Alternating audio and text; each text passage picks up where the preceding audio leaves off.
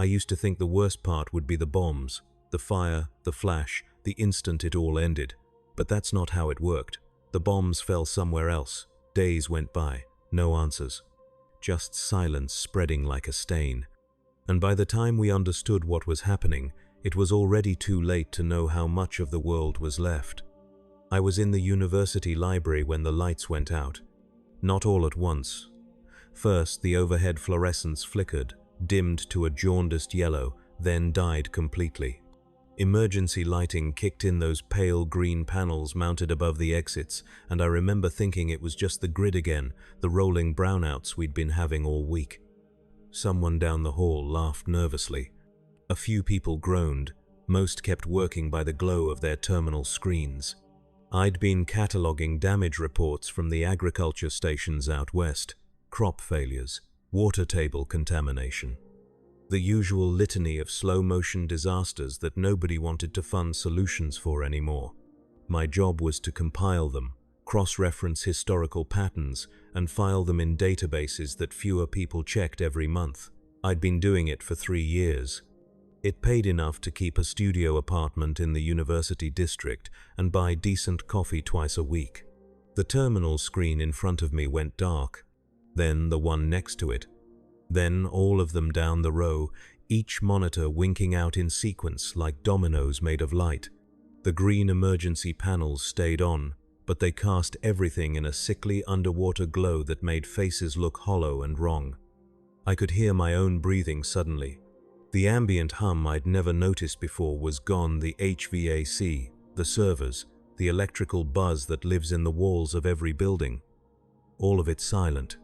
Someone said, "Is this another drill?" Nobody answered. I gathered my notes out of habit, slipped them into my satchel.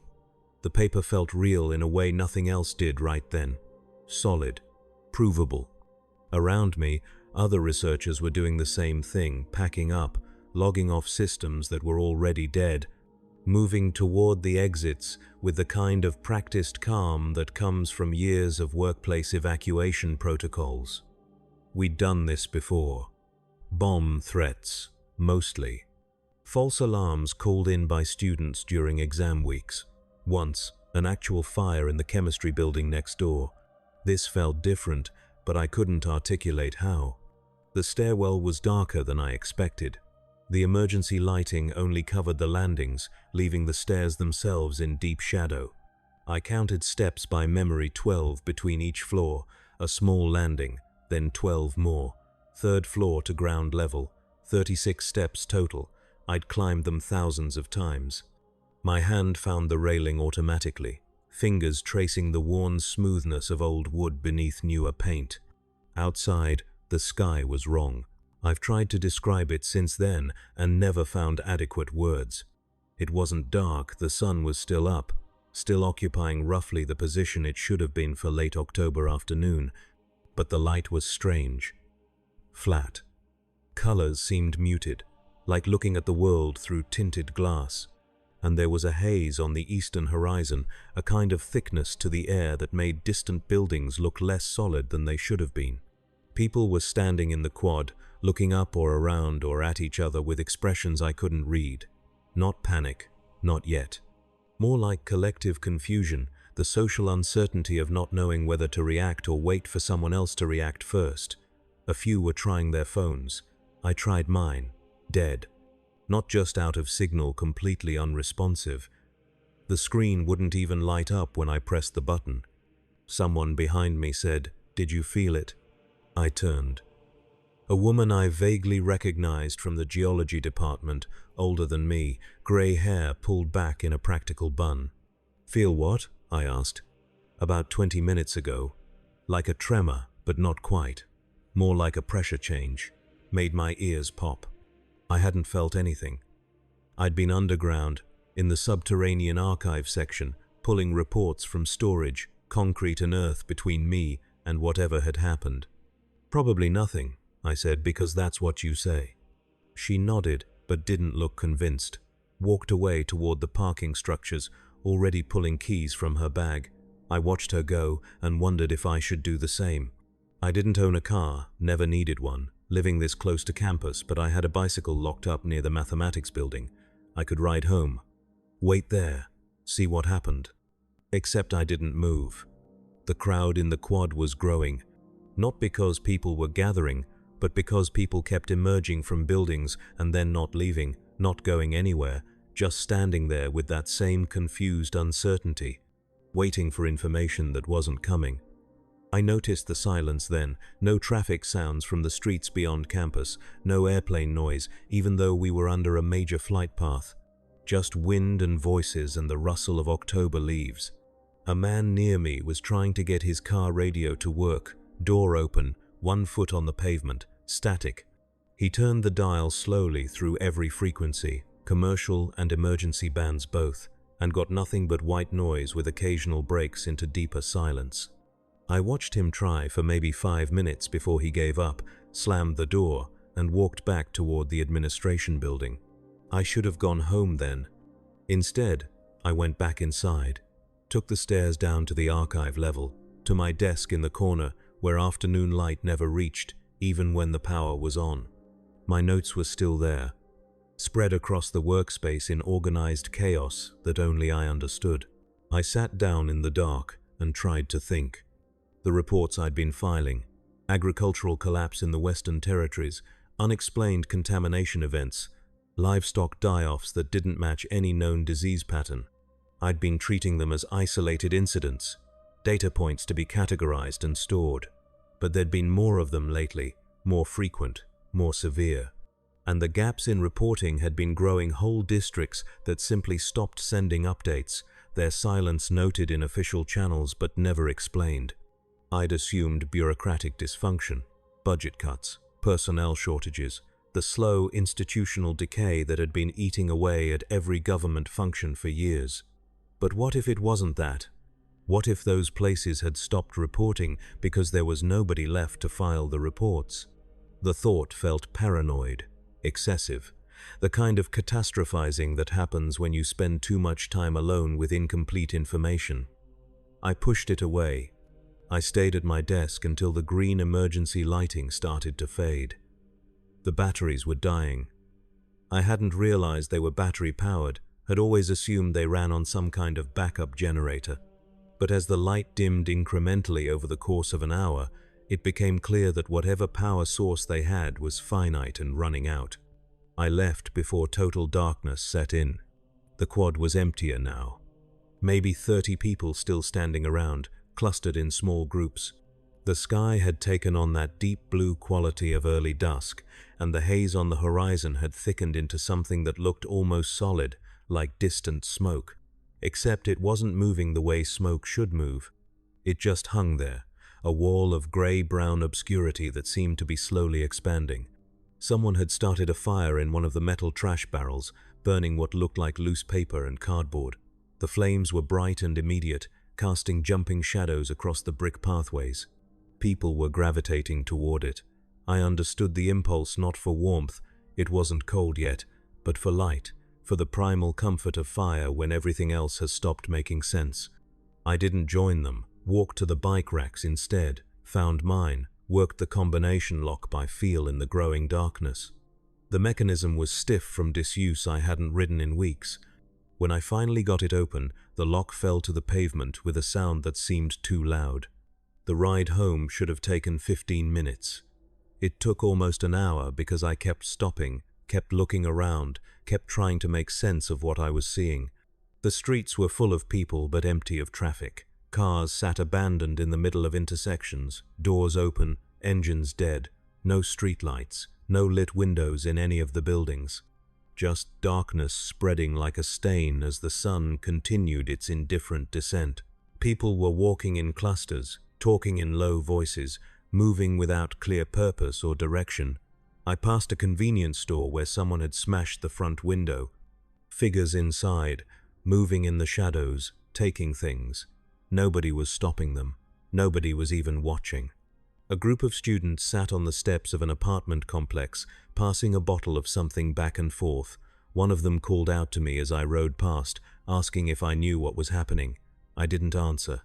Kept peddling. My legs burned from the exertion, from weeks of sedentary routine suddenly broken. My building was as dark as everything else.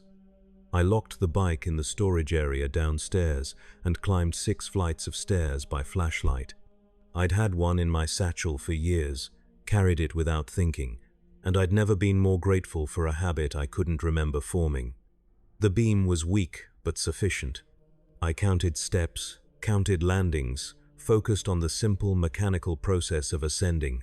My apartment was exactly as I'd left it that morning.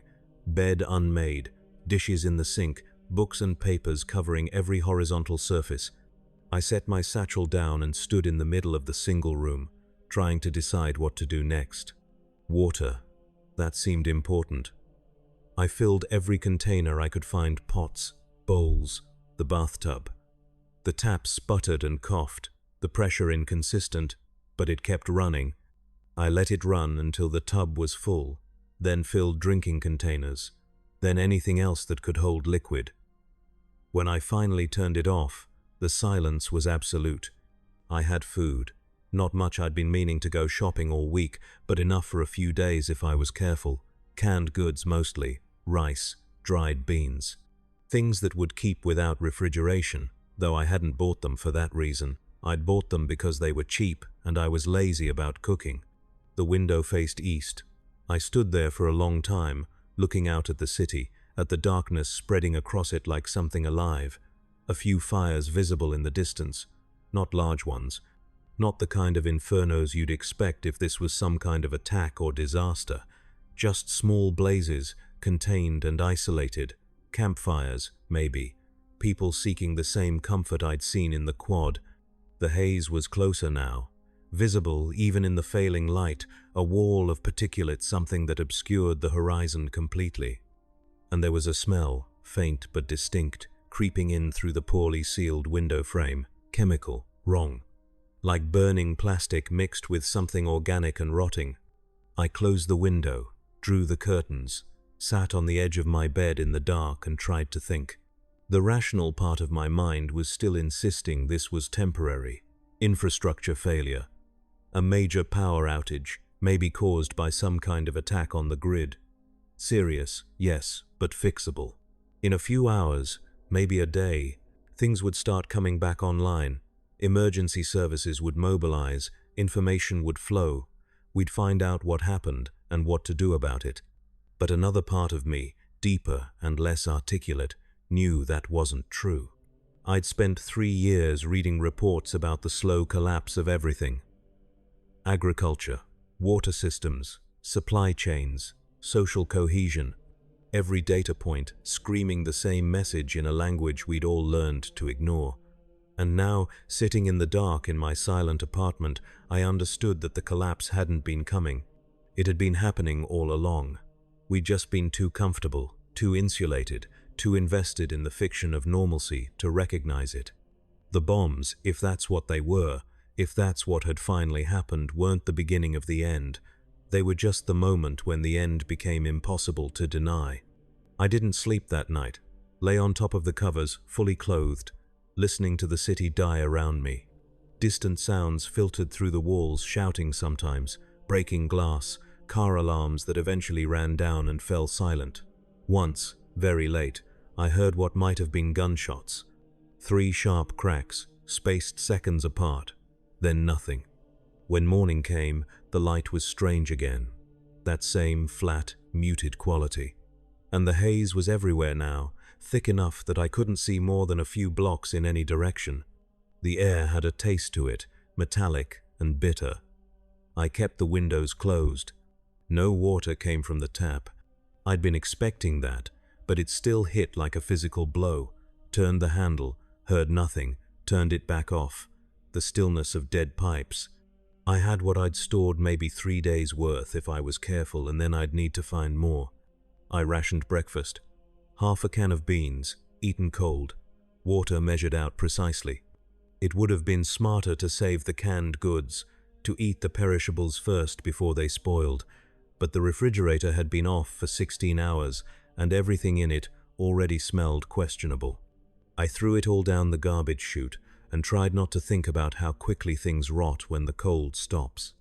The hallway was empty when I ventured out, no sounds from any of the other apartments. Either people were being very quiet or they'd already left. I knocked on a few doors, no response. Tried the stairs down to the lobby, found the front entrance standing open, the lock mechanism smashed. Wind blew trash across the floor in lazy spirals. Outside, the city looked like a photograph of itself. Buildings still standing, streets still laid out in their familiar grid, but emptied of movement and purpose. Cars abandoned everywhere. Windows broken on the ground floors of most buildings. And that haze, that persistent chemical fog that made everything look like it was being slowly erased. People were moving in the distance, but not many. Single figures mostly, hurrying from doorway to doorway with bags or bundles clutched against their chests. Nobody making eye contact, nobody stopping to help or ask or explain. The social contract had lasted about 18 hours. I went back inside, locked myself in. Spent the day taking inventory and trying to think strategically about resources. Food would run out first. I had maybe a week if I was very careful. Water after that. Then what? I'd never thought about this. Never prepared. Never believed it would be necessary. The emergency broadcast started that afternoon.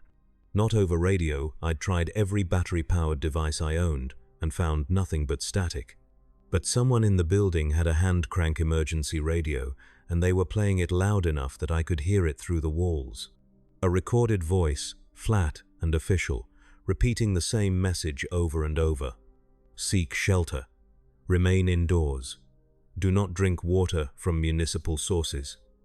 Do not approach military personnel. Avoid exposure to outdoor air when possible. Additional information will be provided when available. That last part was a lie. I could hear it in the mechanical cadence of the recording. This was the only information they had, or the only information they were willing to share, and it would be all we got. The broadcast ran for maybe 2 hours, then cut off mid-loop and didn't come back. I spent that night listening to the building. Creaks and groans I'd never noticed before. Pipes expanding and contracting without water flowing through them. Wind finding gaps in the structure and moaning through them like something alive. And once, around midnight, footsteps in the hallway. Slow, hesitant, stopping outside several doors. I held my breath, waited. They moved past without pausing at mine. When morning came again, I made a decision. I couldn't stay here. The food would run out, the water would run out, and then I'd be trapped in a dead building in a dead city, too weak to move, too isolated to find help. I needed to leave while I still had the strength. Find somewhere with resources. A store, maybe, or a warehouse, somewhere that hadn't been completely picked clean yet. I packed methodically. The satchel I used for work became a survival bag. Water bottles, canned food, flashlight, batteries, a knife from the kitchen, extra clothes layered against the chemical air, a dust mask I'd bought years ago during a bad flu season and never used. It wouldn't be enough, but it was something. I left most of my possessions behind. Books, research notes, the accumulated debris of a life that no longer mattered. Part of me wanted to burn it all, to destroy the evidence of how I'd wasted my time, but that seemed both excessive and dangerous.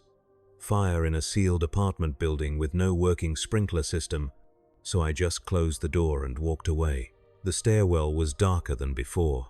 My flashlight revealed graffiti on the walls that hadn't been there 2 days ago. Words and symbols I didn't understand or didn't want to understand. The spray paint was still fresh enough to smell. The lobby was worse. Someone had defecated in the corner. Trash everywhere. The front windows all broken now, the glass crunching under my feet as I approached the street. I could see figures outside, moving with purpose through the haze. Not aimless anymore, hunting, foraging. I waited until they'd passed before I stepped through the empty frame. The air outside tasted like metal and ash. The dust mask helped, but not enough.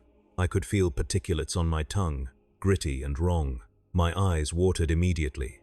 I blinked, adjusted, started walking. I didn't have a destination.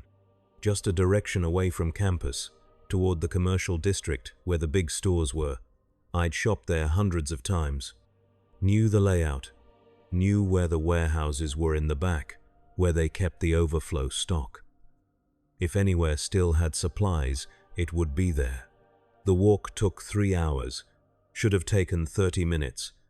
But I kept having to stop, to hide, to wait for groups to pass.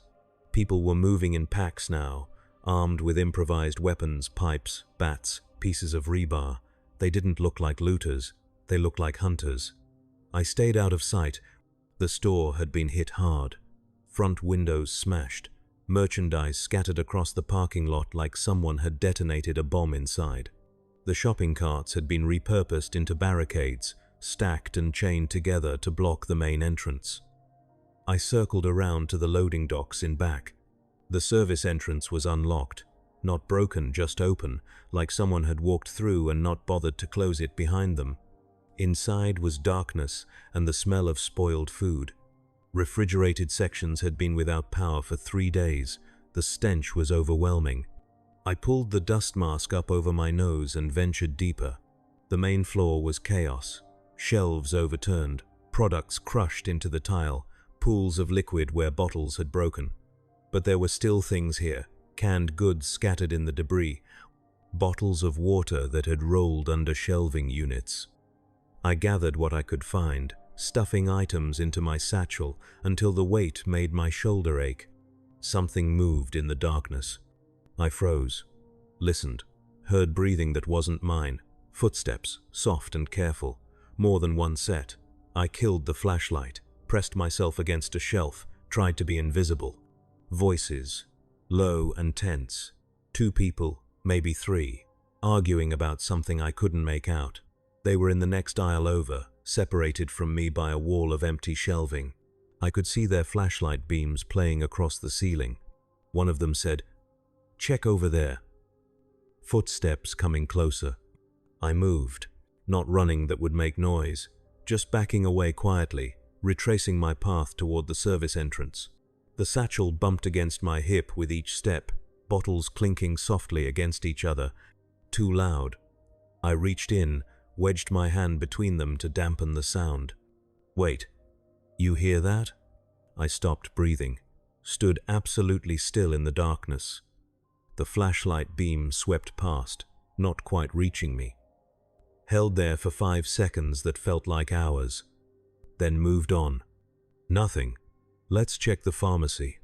Their footsteps receded. I waited until I couldn't hear them anymore, then waited longer, then finally allowed myself to breathe again. My hands were shaking. I hadn't realized how frightened I was until the immediate danger passed. I left through the loading dock, climbed down to the service alley, tried to orient myself. The haze was thicker here, trapped between buildings, reducing visibility to maybe 20 feet. I could hear sounds in the distance, voices, engines, something that might have been screaming, but I couldn't tell how far away or in what direction. I picked a street at random and started walking. The city was unrecognizable. Not destroyed, that would have been cleaner somehow, more comprehensible, but transformed, degraded. The same buildings and streets, but emptied of meaning, becoming just shapes in the fog.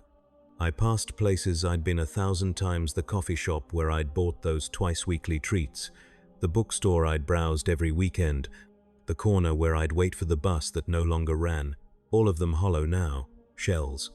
I saw bodies, not many, 3, maybe 4, over the course of that long afternoon, lying in doorways or slumped against walls. I didn't look closely, didn't try to determine cause of death, didn't check if they were actually dead or just unconscious. I walked past and tried not to think about it. A man approached me once, hands raised in a gesture that was probably meant to be non-threatening. He was older, dressed in layers of ragged clothing, his face covered by a surgical mask that had gone gray with use. "Got any water?" he asked. I shook my head. A lie. The satchel was heavy with bottles, but I didn't know him, didn't owe him, and the calculus of survival was already this simple, this fast. He nodded like he'd expected that answer, walked past without argument. I watched him disappear into the haze and felt something that might have been guilt or might have been relief. Hard to tell the difference anymore. By the time I found my way back to my building, the sun was setting again. 4th day since the lights went out. The city was quieter now. Fewer voices, fewer sounds of movement. People were hiding, or gone, or dead. The initial chaos of the collapse settling into something more permanent and still. I climbed the 6 flights of stairs, unlocked my door, went inside, and locked it behind me. The apartment felt different.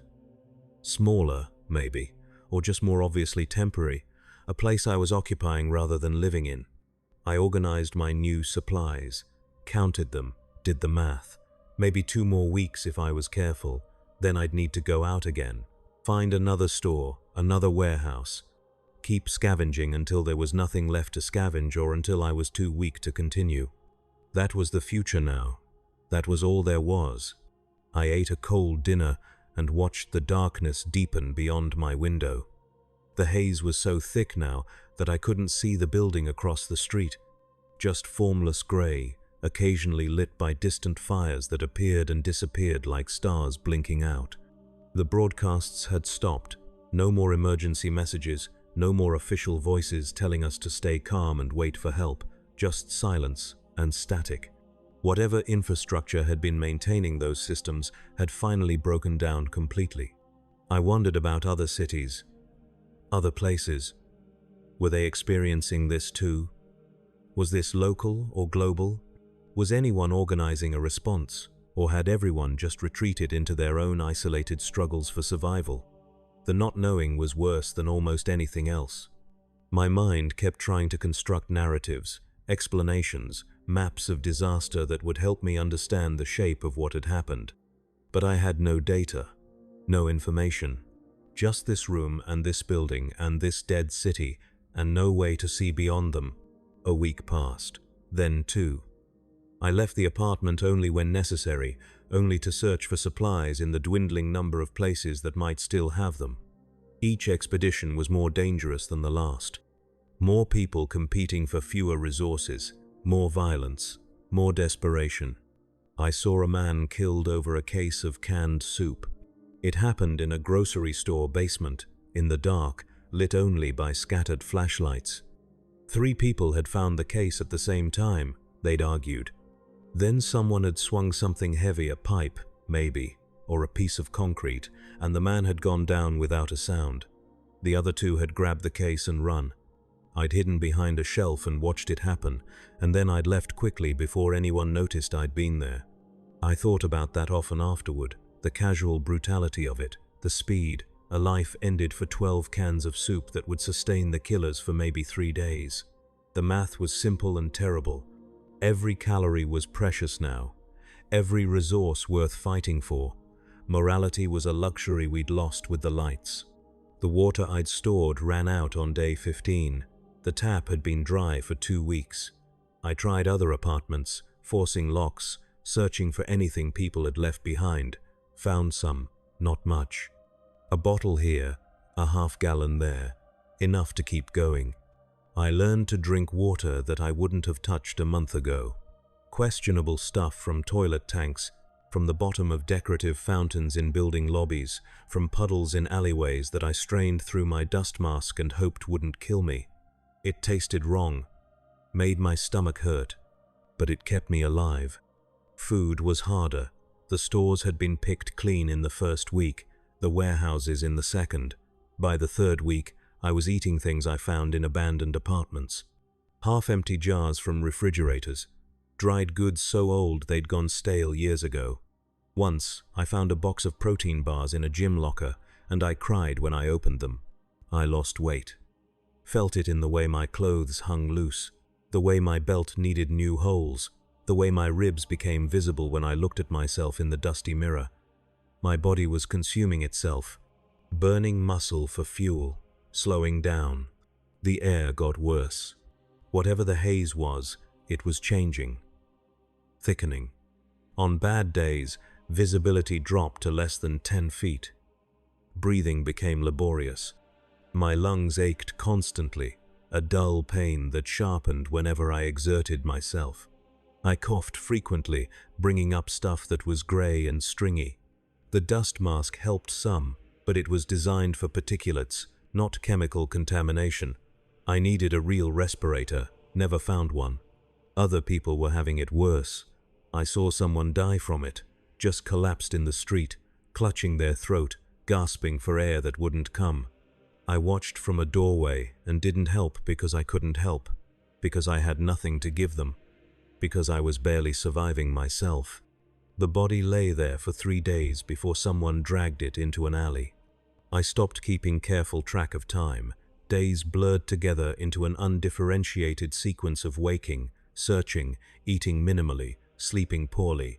Sometimes the sun was visible through the haze, a pale disk that tracked across the sky.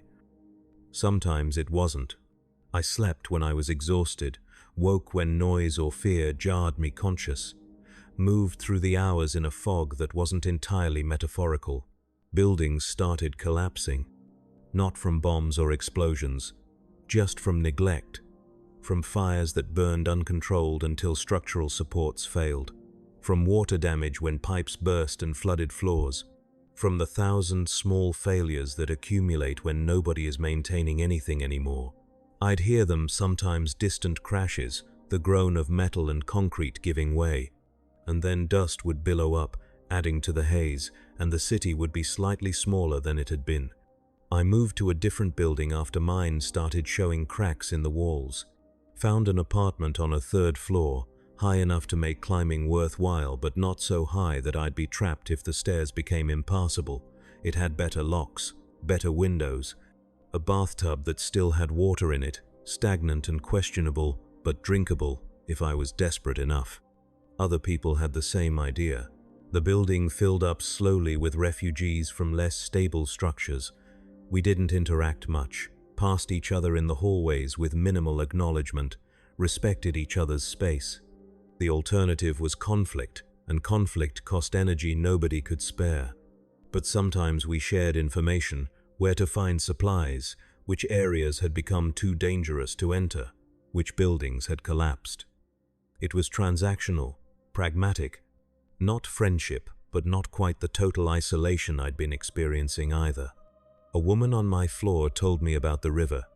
Water's still flowing, she said. Dirty, but flowing. People are boiling it, making it work. The river was 2 miles away. I made the trip the next day, carrying every container I could manage.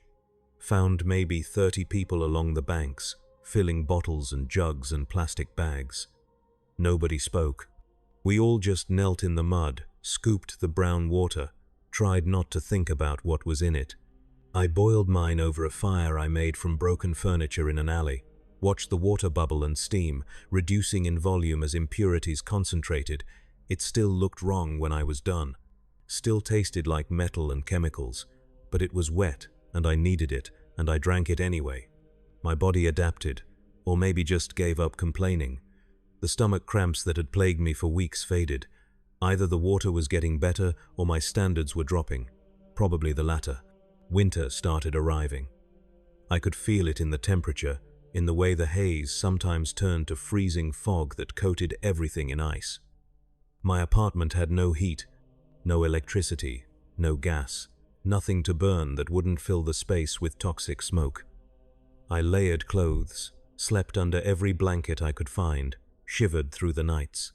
People were burning things. I could see the fires from my window, scattered across the cityscape like malevolent stars. Buildings, mostly. Whole structures set ablaze for warmth, even though the heat was temporary and the danger was permanent. Fire didn't care about property lines or fire breaks when there was nobody to fight it. I thought about my old life a lot during those cold nights. The job I'd had, the routine I'd followed.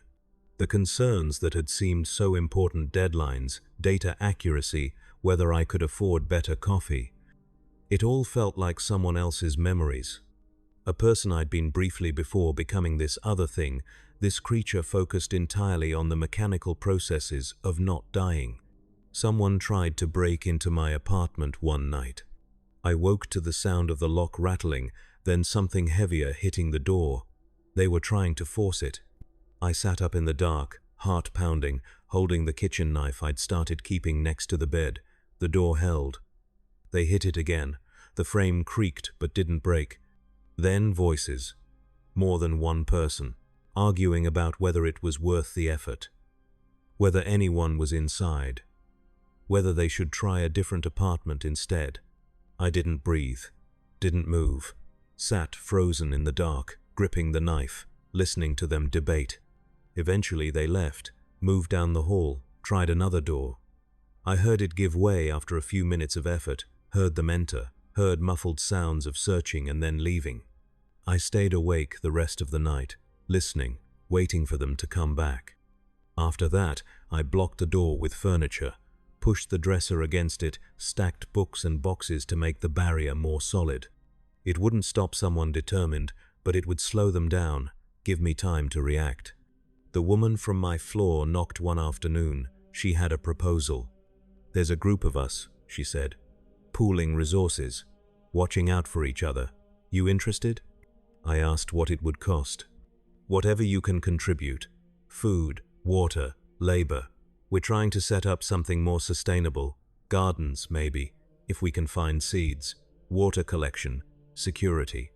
It sounded reasonable, logical even, exactly the kind of cooperative strategy that made sense when individual survival was becoming increasingly difficult. But I hesitated. "I'll think about it," I said. She nodded, gave me a location, a building 3 blocks away, larger than mine, with a courtyard that might support growing things.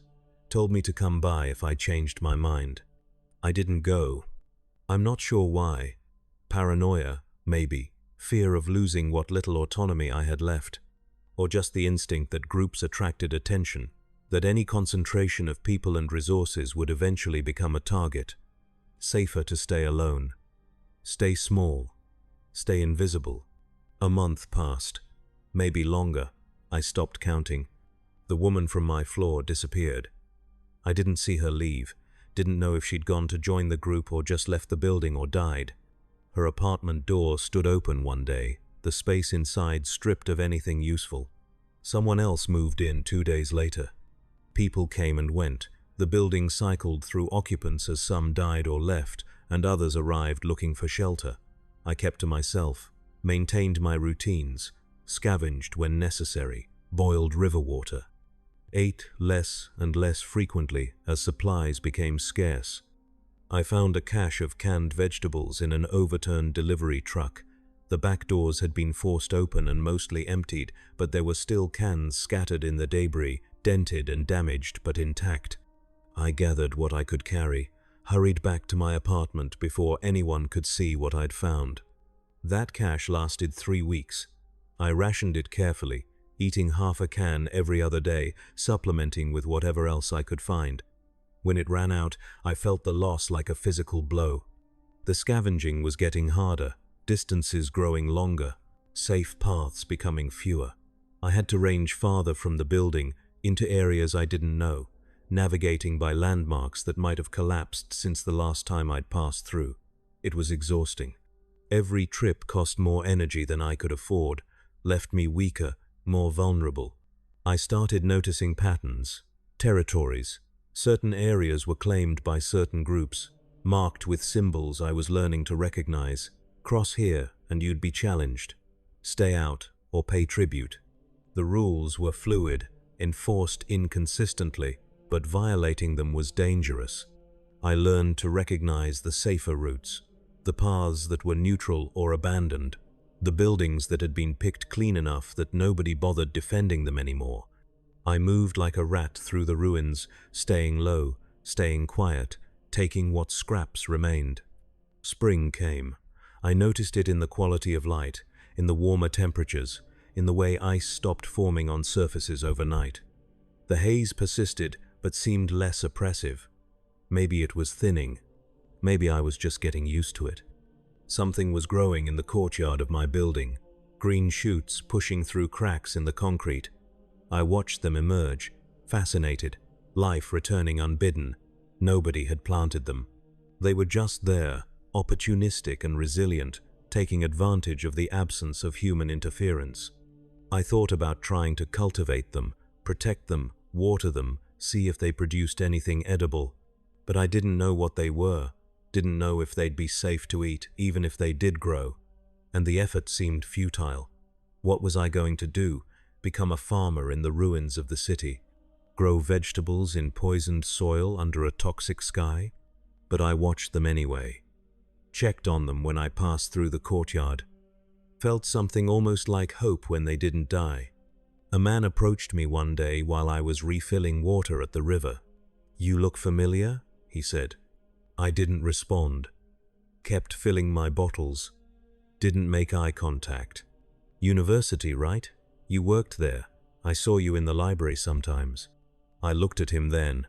He was thin, like everyone else, bearded, his clothes hanging loose, but his eyes were clear, present, not hollowed out by whatever had broken some people. "Maybe," I said. I was in the physics department, graduate student, was supposed to defend my dissertation this spring. He laughed, a short bitter sound. "That's not happening now." I capped my bottle, stood up. He wasn't threatening, but I didn't want to linger. "You ever think about the others?" he asked. "The people who weren't here when it happened?" I paused. "What do you mean?" "The ones who were somewhere else, other cities, other countries. You think they're dealing with the same thing? Or did we just get unlucky?" I'd thought about it. Of course I had. In the long hours of darkness, my mind had traced potential scenarios. Maybe this was localized, an attack on specific targets. Maybe there were places untouched, cities still functioning, governments still governing. Or maybe it was everywhere. The whole world collapsing simultaneously. 7 billion people, all experiencing their own version of this slow disintegration. "I don't know," I said. "Me neither. But I think about it constantly, whether my family is okay, whether they even know what happened to us, whether anyone's coming to help, or if we're just forgotten." He looked like he wanted to say more, but I picked up my bottles and walked away. I couldn't afford conversations like that. Couldn't afford to think about the bigger picture, about all the other people experiencing their own private endings. It was hard enough staying alive in my own small radius of survival, but his words stayed with me. I started imagining them sometimes. These other survivors in other places. A woman in a different city, doing the same things I was doing, scavenging, hiding, rationing, surviving. A man in another country, boiling questionable water, eating questionable food, watching his world unmake itself, all of us isolated, all of us ignorant of each other's existence. The world fragmenting into millions of individual struggles with no awareness of the whole. Was it better not to know, to remain ignorant of the full scope of what had been lost? Or would knowing somehow make it more bearable, the understanding that suffering was universal rather than personal? I couldn't decide. Both options seemed terrible in different ways. The seasons turned. Summer arrived with brutal heat that made the haze shimmer and dance. The river shrank, revealing mud banks littered with debris. The water became harder to collect, more concentrated with whatever toxins were seeping into it. People got sick more frequently. I saw them doubled over on the banks, vomiting, too weak to stand. I got sick too. 3 days of fever and chills and hallucinations, lying on the floor of my apartment because the bed was too soft, too comfortable, felt wrong somehow in my delirium. I thought I was going to die. Wanted to die sometimes, when the pain was bad enough. But my body kept working, kept fighting, kept pushing through. When the fever broke, I was weaker than ever. Could barely lift my water bottles. Could barely climb the stairs. I spent a week recovering, eating through the last of my supplies, too exhausted to go searching for more. When I finally ventured out again, the city felt different, quieter, less populated. I didn't see anyone on my trip to the river, didn't see anyone on the streets. Just empty buildings and drifting haze, and the sense that the population had thinned even further. I wondered how many were left. A few thousand, a few hundred, fewer, and how many of those would make it through another winter. The mathematics of extinction started becoming clear. You didn't need a single catastrophic event to wipe out a population. You just needed persistent attrition, deaths exceeding births, resources declining faster than consumption could adjust. A slow slide towards zero that might take years but was inevitable once it started. We were on that slide, all of us, and there was no reversing it. I thought about leaving the city, heading into the countryside, finding somewhere less toxic, less depleted. But I had no vehicle, no map, no idea what was out there, and I was too weak now for long-distance travel. I'd die on the road somewhere, and nobody would know or care. So I stayed, kept following my routines, kept surviving day by day, not because I had hope, but because I had momentum. Because stopping felt harder than continuing. Fall returned. The leaves on those plants in the courtyard turned brown and fell. They hadn't produced anything edible, just lived out their cycle and died. I watched them wither and felt nothing. The temperature dropped. Another winter coming. I gathered what fuel I could find: cardboard, paper, broken furniture. Arranged it carefully in my apartment, planning for the months ahead. Trying to think strategically about warmth distribution, about what I could burn and when, about how to not freeze before spring. One night, I heard singing. Distant, faint, carried on the wind through the empty streets. Human voices raised in something that might have been a hymn or might have been just noise given structure by desperation. I stood at my window and listened until it faded. I wondered who they were, where they were, why they were singing in the ruins of the world.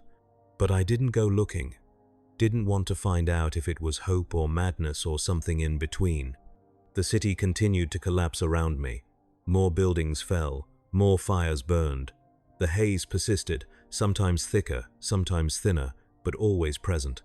A reminder that the air itself was hostile, that every breath was measured against survival. I marked time by the seasons now, not by days or weeks. Spring, summer, fall, winter. Each one a milestone. Each one survived, meaning another year endured. I didn't know how many I had. Didn't know how long a body could sustain itself on diminishing returns. But I kept going. Not because I wanted to. Not because I had purpose or hope or any particular attachment to existence. But because the alternative was surrender, and something in me refused that. Some stubborn animal core that insisted on continuing, even when continuation made no rational sense. I thought about the world before, the world that had existed when lights worked and water flowed and food came from stores that were always stocked. It felt like mythology now. A story I'd been told about a golden age that never really existed. How could it have? How could we have built something so fragile that it shattered this completely this fast? But we had. And it had. And now this was what remained: scattered survivors clinging to ruins, waiting for nothing because nothing was coming, living until they stopped living, and then becoming part of the debris. I found a photograph once, in an abandoned apartment. A family portrait. Parents and 2 children, smiling at the camera. Backlit by sunset. Professional quality. The kind of thing you paid someone to take to commemorate something worth commemorating. I stared at it for a long time, trying to remember what it felt like to believe the future was something to document rather than endure. Then I put it back where I'd found it, left it for whoever might find it next, or for the dust that would eventually bury it. A record of something that didn't matter anymore. The river froze during the second winter. I had to break ice to get water, heating it over fires that I could barely afford to maintain. My hands cracked and bled from the cold. My feet went numb inside boots that were falling apart. I wrapped them in cloth, in plastic bags, in anything that might provide insulation. It wasn't enough. I thought about the researcher I'd been, the person who'd catalogued agricultural failures and filed reports about contamination events. If that person could see me now, what would they think? Would they recognize this creature I'd become? Would they understand the trajectory that connected who I was then to who I was now? Probably not. The distance was too great, the transformation too complete. I survived that winter. Barely. Lost 2 toes to frostbite. watched them turn black, then fall off, leaving stumps that hurt for weeks and then just ached permanently. I couldn't walk as well after that, moved with a limp, moved slower. Every trip became more difficult. But spring came again. The ice melted, the river flowed. I collected water and boiled it and drank it and continued. 3 years since the lights went out, maybe 4, I'd lost count. The city was nearly empty now. I went days without seeing another person. Weeks sometimes. The buildings stood silent, their windows dark and broken, their interiors stripped and hollow. Nature was reclaiming some areas, vines growing up, walls, trees pushing through pavement, weeds consuming parking lots. The world moving on without us. I wondered if anyone was left besides me. If I'd become the last person in this particular ruin, the sole survivor of whatever had happened here. It seemed impossible, statistically unlikely, but I couldn't prove otherwise. I tried calling out sometimes, shouting into the empty streets, listening for a response that never came. My voice sounded strange to me now, hoarse from disuse, almost unrecognizable. Nobody answered. I kept searching for supplies, though there was almost nothing left to find. Empty cans in gutters, scraps of fabric, pieces of metal that might be useful for something I couldn't immediately identify. The practical stuff was long gone. What remained was detritus, garbage, things nobody had wanted even when wanting things still made sense. I thought about the bombs sometimes. If that's what they'd been, I'd never seen them, never heard them, never confirmed their existence except through inference and assumption. Maybe they'd never happened at all. Maybe this was something else entirely. Disease, environmental collapse, solar flare. Did it matter? The mechanism of ending seemed less important than the fact of it. The haze was permanent now, integrated into the atmosphere. The sky never cleared completely, never showed blue or revealed stars at night, just perpetual gray, varying in shade but always present. I'd stopped noticing it mostly. It was normal, baseline, the way things were. I found a working radio once, battery-powered, somehow still functional. I turned it on, cycled through frequencies, heard nothing but static, kept it anyway. Tried it periodically, hoping to find something. A voice, a message, proof that someone somewhere was still broadcasting. Nothing ever came. Sometimes I imagined other survivors doing the same thing, alone in their own ruins, turning dials, listening to static, hoping to hear another human voice. All of us isolated, all of us ignorant. The world had ended, but we each only knew our own small piece of its ending. The loneliness was worse than the hunger, worse than the cold, worse than the fear. It was a weight that accumulated over years, pressing down, making everything harder. I talked to myself sometimes just to hear language, to remember that communication was a thing humans did. But it felt hollow, performative, speaking into a void that didn't care. I thought about giving up, considered it seriously. I could just stop scavenging, stop boiling water, stop eating, let the process run its course naturally instead of fighting it. It would be easier, simpler, an end to the constant struggle. But I didn't do it. Couldn't quite make that choice. The same stubbornness that had kept me going this long wouldn't allow surrender. So I continued. Day after day, season after season, year after year. 5 years, maybe 6. Time had become abstract. I moved slower now, my body breaking down in ways I couldn't repair. Joints that ached constantly, muscles that cramped and seized, lungs that wheezed with every breath. I was dying slowly, had been dying since this started. The difference was I could feel it now, could measure the decline in concrete terms. I'd found a library once, early on, and taken a medical reference book. Looked up symptoms sometimes, tried to diagnose myself. Malnutrition, vitamin deficiencies, heavy metal poisoning, radiation exposure, chronic respiratory disease. Any or all of them, impossible to tell which. Impossible to treat. I kept the book anyway. read it sometimes, not for practical information but as a connection to the world that had produced it. The world where disease had names and treatments, where bodies could be fixed instead of just managed until they stopped working. That world felt infinitely distant now. The courtyard plants came back every spring, different species than the ones I'd first noticed, but plants nonetheless, hardy things adapted to poor soil and toxic air.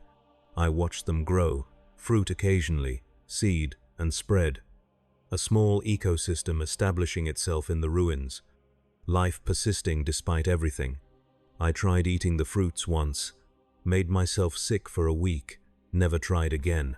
The building around me was deteriorating, cracks spreading through walls, ceiling tiles falling, water damage from burst pipes creating dark stains that grew like bruises. Eventually it would collapse, like all the others. I'd need to move again, find another temporary shelter. But I was tired, so tired.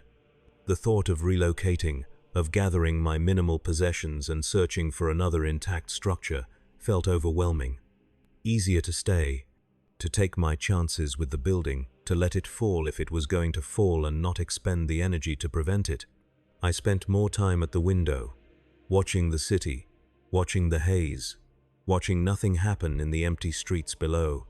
It was meditative in a way, peaceful almost. The world reduced to simple existence, stripped of meaning or purpose. Sometimes I thought I saw movement, figures in the distance, walking through the haze. But they never came close enough to confirm, and I no longer had the energy to investigate. Hallucinations maybe, or actual people. Didn't matter much either way. I thought about what would happen when I died, whether anyone would find my body, whether it would matter if they did. I'd become anonymous in the years since the collapse, indistinguishable from any other survivor. No records remained, no identity beyond the physical fact of my existence. When that ended, nothing would mark my having been here. It should have bothered me. The erasure, the absolute insignificance. But I felt nothing about it. Just observation, just fact. 7 years, I think. Hard to be sure. I was still alive, still following the routines that had sustained me this long. Water from the river, food from increasingly creative scavenging, shelter in this slowly collapsing building. The mechanics of survival continuing by momentum more than intention. The city was completely silent now. No voices, no fires, no evidence of other people. Either they'd left, or they'd died, or they'd been imaginary all along. I didn't know which. Didn't care much. I thought about the world again sometimes. The larger world, the places beyond this ruined city. Were they still functioning? Had they recovered? Or had they fallen just like this, leaving survivors scattered across the globe, each group isolated in their own local disaster, unaware of the others? I'd never know. That knowledge was gone, lost with the infrastructure that had connected everything. We'd built a world dependent on constant communication, constant coordination, and when that system failed, we'd fragmented completely. No way to rebuild it, no way to know what had been lost. Each pocket of survivors might as well be on different planets for all the contact we had. The world ending not as a unified event, but as millions of separate endings, each one unique and invisible to all the others. That seemed fitting somehow. Appropriate. We'd been fragmenting for years before the bombs or whatever they were. Social cohesion eroding, communities breaking down, people retreating into smaller and smaller circles of concern. The collapse just made literal what had been metaphorically true. We'd been alone long before we were physically isolated. I coughed often now, brought up blood sometimes. My lungs were failing. Probably cancer, probably from the haze, probably untreatable even if treatment still existed. I could feel it progressing, feel myself weakening. Not long now. I should have felt fear, should have felt something. But there was just weariness, relief almost. The prospect of rest, of not having to continue, of letting the struggle finally end.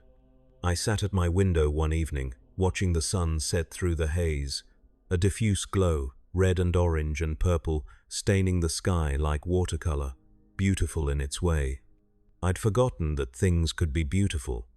I thought about the researcher I'd been, the young person who'd believed that data could change things, that documentation mattered, that the accumulated evidence of disaster might prompt response. So naive, so optimistic, so fundamentally wrong about how the world worked. But I didn't resent that person, didn't judge them for their ignorance. They'd done what they could with what they knew, and when the world ended, they'd adapted, survived, endured.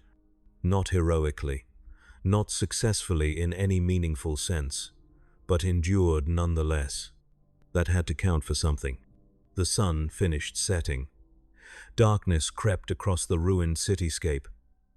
I sat at the window and watched it come, feeling my breathing grow more labored, feeling the ache in my chest deepen. I thought about all the others, the people in their own ruins, in their own cities, experiencing their own versions of this. All of us dying slowly, privately, invisibly. All of us wondering if anyone else had made it. All of us hoping, maybe, that someone somewhere had found a way to rebuild. Probably not. Probably we were all just fragments of a larger collapse, scattered points of suffering that would eventually wink out completely. No record remaining, no memory, just the physical fact of the ruins slowly weathering back into the earth. But I hoped anyway. Despite everything, despite the evidence, despite the reality I'd been living, I hoped that somewhere someone had survived better, had organized something functional, had found a way forward that we'd missed, that some part of humanity had made it through intact and would eventually remember us, would find these ruins and understand what had happened here. It was an irrational hope, unfounded, probably false, but it was all I had left. I watched the darkness deepen, felt my chest tighten, felt each breath become more difficult than the last, and I thought, at least I lasted, at least I saw it through, at least I can say I endured until enduring became impossible. That's something. That's enough.